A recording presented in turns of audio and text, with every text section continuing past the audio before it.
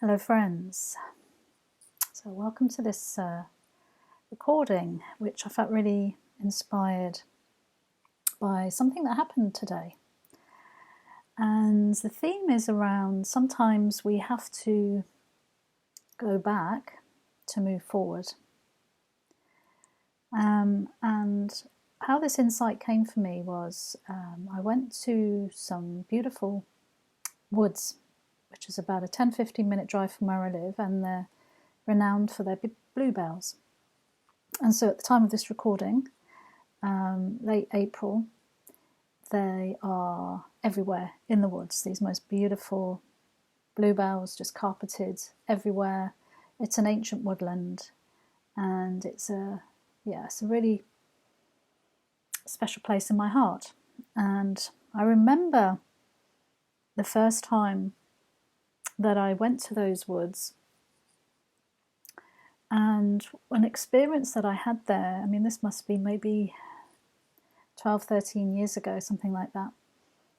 And at that particular time, I was really practicing so much more mindfulness and being present and being aware of sounds and smells and touches and that kind of thing. And I remember lying down to meditate in this beautiful bluebell woods. And at that time of my life, nature was really a lot of comfort to me. It felt like at that time it was one of the only places I could really find peace and tranquility.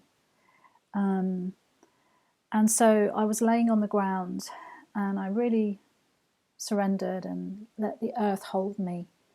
And I was really tuning in to sounds in the distances, sounds up close, the gentle breeze on my skin, the smell.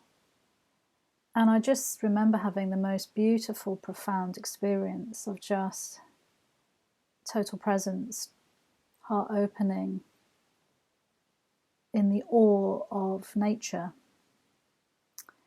And I subsequently went back there many times actually, and actually held meditation groups there. I used to take a group of people along and we did the same kind of experience and had walk through the woods in silence. Until maybe 6 years ago, something like that. Can't say exactly, but round about then. And again, I was going ahead to run this annual meditation group in the Bluebells. But unbeknown to me, the place I used to go apparently was private land, which I never knew because hundreds of people used to go there. But somehow the owners of the land got to hear that I was holding a meditation there. And they got in touch with me, and they weren't very happy with the fact that's what I was doing. So it kind of really brought a lot of stuff up for me at the time, and I wasn't very loving towards them in my mind.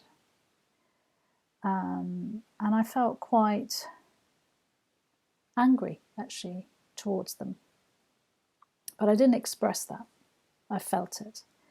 And I couldn't figure out why people would worry about something that, in my opinion, seemingly was so helpful for people to be able to have a meditation like that. But I got it, in one way. I thought, okay, that's the way it is. So that kind of tarnished it for me. And I think I didn't really process actually some of the anger that was underneath. I just dismissed them as the baddies, if you like. But several years on,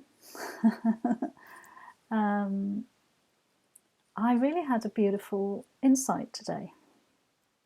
And as I say, I went back to these bluebell woods and just to have a walk. And in my mind, I kind of thought, well, it'd be quite nice to do a little recording while I'm there and do a live Facebook video.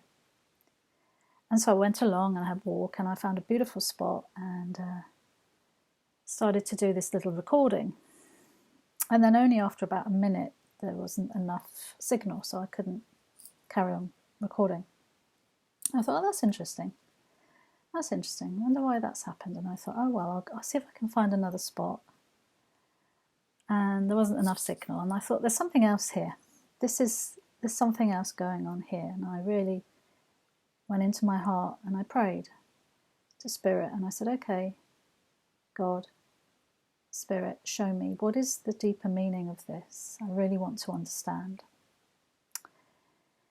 And one of the ways I live my life now is to always ask in my mind, what is this for? So that's anything. That can be the walk, it can be a phone call, it can be, putting a post on Facebook, it can be talking to a friend, anything really. And this helps me to become more present and more conscious. And for me, what anything is for healing and forgiveness and for love, to extend love and to receive love. And if I'm triggered, to take ownership of that and do some inner work and forgive what I'm perceiving is happening. So as I'm praying, and then I could sense there was something else about this walk in the woods today. It wasn't about making a recording. It was actually remembering those memories, those upsets that happened with the people who owned this beautiful woods. And I could feel that I still had a sense of ownership, like I can choose where I go. Who are you to tell me where I can go and what I can do? And this has been coming up for me actually in the last few months. Because when I was younger, I never rebelled, I never pushed against things, I was the good girl and never rocked the boat. And over the years of my own healing, I've looked at the inner child part of me, but I think the teenage part of me is really coming out in that rebellion. Like, who are you to tell me what to do, basically? And it feels good to give that part of me a voice. But also I'm very conscious I don't want it to be aggressive towards us people, per se, because it's good to allow it to come out. But it's also, as it comes out, it's for healing, it's to be given over to the light. And so I could see I still had, as the Course in Miracles calls it, grievances and being or feeling unfairly treated. Now, as I say, this is maybe 6 or 7 years ago, but I could still feel a residue of it as I was walking in the woods and thinking, yeah, you're not going to tell me what to do. I can walk through these woods if I want to. So it was really good to see that and to acknowledge that. And then as I continued walking, I continued praying and I said, well, I don't want to carry this. That's not loving. And also, I'm only attacking, as in mind, these people, which is me. It's a reflection of my own mind. And I thought, wow, this is really good to see, because unless I see it, I can't heal it and give it over. So I was really praying to let it go, to not hold on, but also to feel gratitude for that part of me that's able to express, is able to see the pushback, to see that part of me that's got some rebellion going on, and actually love that part of me and honour that part of me, not to make myself wrong for that, not to feel guilty or shameful, and equally not to make these other people guilty or shameful, because that's just separation, which is exactly what the ego wants. And that's why it brings in all these scenarios and situations to show us where we see others as different from us. And I thought, wow, this is really good to see. So it wasn't about just a walk in the woods and doing a recording. It was not that at all. And then when I got to the car, what was really interesting is by the side of the road, it's a country road, so there's not a lot of parking by the woods. But there was a whole pile of twigs and small branches that were by the side of the car and in front of the car. So when I parked, I backed in. And when I came out of the car, I realised, and I looked at the front of the car and I thought, if I go forward when I leave this parking spot, it's not going to be good for the underneath of my car, because I could see loads of these twigs and branches and that would have gone underneath the car. And so I thought, okay, I need to reverse and then go out at an angle so I don't go over all these big twigs and branches. And then as I got in the car, I just thought, well, of course, sometimes we have to go back to move forward. And this just kept going round and round in my mind. And I want to show you the subtlety of this. So I'm not looking back. I'm moving back to then move forward. And if I'd not been conscious, or if I'd been angry or in a mood or whatever, I don't think I would have noticed all of these twigs and things, and I would have just moved forward and potentially done some damage to the car. But because I was aware enough and present, I could see this. And really, this is part of the journey we are all on when we choose to wake up, when we choose to heal, is we have to move back and look sometimes at past hurts, anger, betrayal, abandonment, unfairly treated, etc. So we can expose it to a higher power for healing, because if it stays stuck and hidden, it can't be healed. It's as simple as that. And so I was really grateful for the experience to be aware that I was still holding on to being unfairly treated all those years ago. And so, like being in the car, I had to move back to be able to move forward by seeing what was going on in my mind. And I also want to emphasize that with this moving back, to see the blocks, to see what's still unhealed in our mind, this isn't about analysing it to death. Not at all.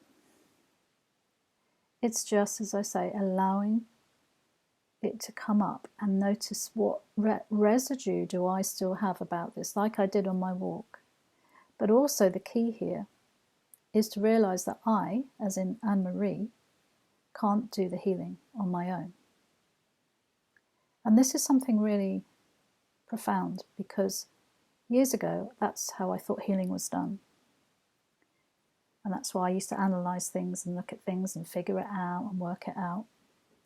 But now, all I have to do is be willing to see what's there, to expose it, to feel the emotion that's there, not deny it, not to dump it on somebody else, not to point a finger, but to come within and then ask Spirit, God, to help me. And basically, like I did today, was then hand it over or lay it on the altar to God. And this is how the miracle happens. And it's not of my making. And this is the shift. And this is what I'm seeing again and again in my life. And it's so beautiful to witness how, by being, let's say, willing to see these blocks, that then they can be healed and transformed in the light. And what I've also been seeing, lately, and there's a couple of lines I just want to share from A Course in Miracles, which really, it's like, I've read this before, but when we're doing our work, we let go of different veils and masks, and we literally become lighter and lighter, as in we're allowing the light in and to shine it. That's who we are. And of course, then we feel lighter. We don't carry these heavy burdens around. And we're able to see things. We're ready to see things that maybe we weren't ready a year ago, 2 years ago, 7 years ago, because we just weren't ready. And so when I read things from A Course in Miracles, it's like at the moment, it's just like certain things are just landing like I've never read it before, but really being illuminated because my mind's ready to see it, to understand it. And there's two very short lines of only about 4 words on each. Because one of the premises of A Course in Miracles is unless we heal and forgive these perceived hurts and misdemeanors, etc., we only stay stuck because we're actually only punishing ourselves. And we're not seeing ourselves or the other as they truly are, which is an infinite, beautiful, boundless, loving child of the universe, child of God. That's who we all are. And if we see anything else but that, that's when we're separated. And that's very painful. And it makes us sick, makes us ill. And so the 2 lines here that really struck me, it's in chapter 27 and it's called The Healing of the Dream. And it's a long section, so I'm not going to read any of it, just these 2 lines. But the first line says, the sick remain accusers. And the other line further down says, who forgives is healed. I'm going to say that again.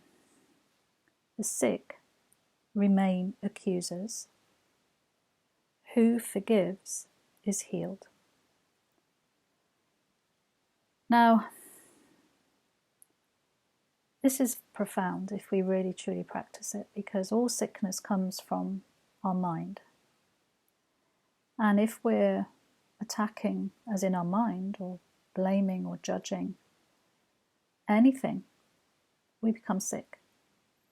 So that may be physically, emotionally, mentally, because we're not truly, as I say, being who we are. And then it says that when we forgive, we are healed. Now, it sounds very simple, doesn't it? But it is true. I've witnessed this myself, with people I work with people I know who practice this. And so some of our deep, deep old wounds, which we've never dealt with, that are stuck, are making us sick. And for some of you, this may be really new. For others, it may not. But it doesn't matter. What matters is, are we willing? Am I willing truly to look at these things and truly forgive? And when we say forgive from the level of A Course in Miracles, it's not about an ego to an ego saying, oh, I, Anne-Marie, forgive you for what you did. No, that's more separation, and that's false forgiveness. That's not true forgiveness. What true forgiveness is realizing that it never happened in the first place, and it was a projection of my mind, because everything is in my mind. So if I see somebody, like for example the people who owned that land, I saw them as difficult and awkward and not being fair, then that's in me. So I have to look at, where am I difficult? Where am I awkward? Where am I not fair? And this is the radical self-honesty that's really needed to heal. And the ego doesn't like us to do this kind of inquiry. It wants to smooth it all over and do a spiritual bypass. But my friends, if we don't move back, we can't move forward, like I was saying to you. And this is why seeing these things in the mind helps us to move forward with love, with compassion, with patience, with honesty, with gratitude, with an open mind, with trust. And all the time we're holding on to the past or in the blame game and seeing separate groups, separate countries, separate anything We're not joined in the one unity, the one light, the love that we are, and that's why we're in pain. So everything is for our healing if we choose to see it that way. So another really good question, I think I mentioned it, is that, what is it for? What am I doing this for? Anything.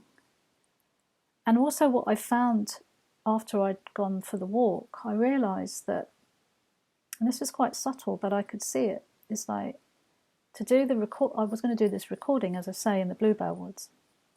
And I had to really be honest with myself and say, well, what was that for? And I could see there was some kind of like, oh, it'd look good, wouldn't it? Being in the bluebell woods. Look at me, having this lovely scene behind me, me chilling out in the bluebell woods. And it just didn't gel. There was something that didn't feel true. And it was good to see that. And not to make myself wrong for that, but actually, so it was for looking good, if I'm totally honest. And that's not what I want to do. So doing this recording right now, I feel the shift. It's like, what is this for? This is to heal my heart. This is to be honest and transparent. This is to help people to see the blocks, to see where we're unfairly treated, because when we're healed, we're never healed alone. And so as I do my healing and I can be honest and transparent about my experiences and not hide and be all spiritually pink and fluffy, it gives others permission to actually feel that too. And it can be so very humbling to really check in with this. What is this for? And as I say, please don't use this as a stick to beat yourself over the head with. That's not what it's for at all. Or to go into guilt or any of that stuff, because that's ego. But to be just, really gentle and loving and kind to yourself. And I just honestly feel such gratitude for this awareness. I really do. And I don't want to hide anymore. And I don't want to blame. I don't want to make people right or wrong. It's about really truly joining. And a beautiful quote that I use a lot, but it feels so true for me, from Ram Dass, is we are just walking each other home. And I want to go home.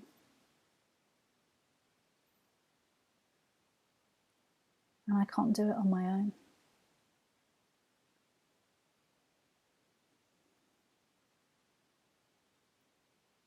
And so it can be really good to check in. Which I is doing the choosing? Which I making the plan, the decision? And how you know is when it's the ego I, it's a getting mechanism. It's a mechanism based on achieving, looking good, knowing the right thing, something to prove. Whereas when we're in the true I am, aligned with love, with God, with Source, there's a completely different feeling. There's a natural flow, there's a natural trust, there's a natural allowing. And it's like you're literally being done through, spoken through. And it's for the whole. It's not this getting mechanism. It's a being, actually, just being. So I hope you find this helpful, because I just feel such, as I say, gratitude just right here, right now, for this whole awareness of this day today. And just seeing how it all unfolded in the most beautiful way. And I genuinely feel a sense of freedom right now. And all I have now for the people that, own the land of those woods is just, I just want to send them love. Because it's me. It's only me. And they were and are in my mind. And they were a reflection of my mind. So with this in mind, maybe you can start to bring that into your awareness when you're perceiving feeling unfairly treated, or have a grievance, or hurt, or blame, or people shouldn't have done this, or any of that victim stuff. It's not to judge yourself. It's not to make you right or wrong, the same as these other situations in your life. It's an invitation to go a little deeper if you choose to actually see what's under the surface there. What's actually blocking you from truly moving forward with love. Because we just carry these heavy, heavy weights with us. And I can tell you that's no fun. It's no fun at all. And as I say, as the Course says, it makes us sick. That's the truth. So sickness is of the mind, and as we heal the mind, everything follows, but not in our making. It just falls away. You don't actually have to do anything in form. And that's pretty incredible. And there's the miracle from A Course in Miracles. That's exactly what the miracle is. And then we can just get about our job of being here now. Just being in love and joy and happiness. And we move forward with grace and ease. And we don't need to look back, because that's not where we're going. We're not going that way. But it's great to do that little maneuver like I did in the car. I had to reverse back to move forward in a slightly different direction to make it easy.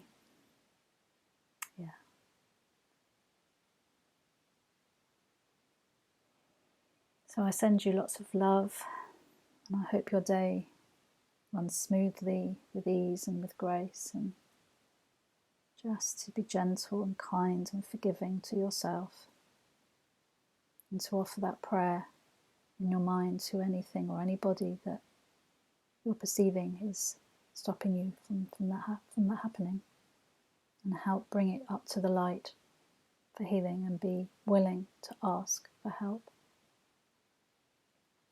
It's very humbling, very freeing, very peaceful.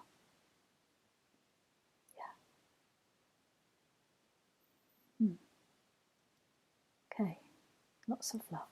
Bye for now. Go well. Go in peace.